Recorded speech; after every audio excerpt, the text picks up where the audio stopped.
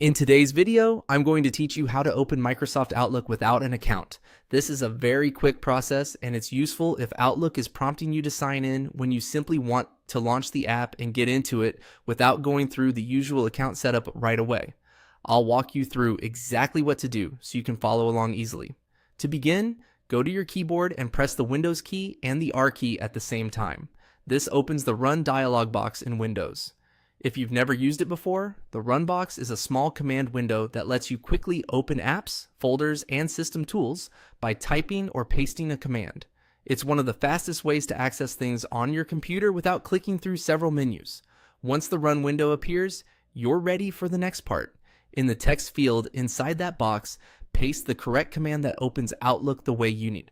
After pasting the text, press Enter on your keyboard.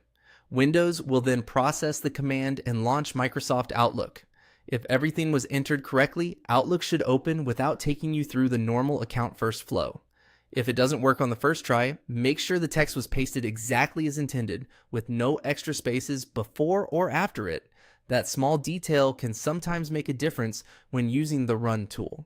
Also, if nothing happens after pressing Enter, double check that Microsoft Outlook is actually installed on your computer. This method depends on Outlook being available in Windows, so if the app is missing or not properly installed, the command may not open anything. Another helpful tip is to close any Outlook windows that are already open before doing this. Starting with a clean launch can help avoid confusion, especially if Outlook is already running in the background. If needed, you can also try the command again after fully closing the app. And that's all there is to it. Press Windows plus R, paste the correct text into the Run box, and hit Enter to open Microsoft Outlook without an account prompt getting in the way. It only takes a few seconds once you know where to go, and it can save time if you just need quick access to the application. Thanks for watching, and I'll see you in the next video.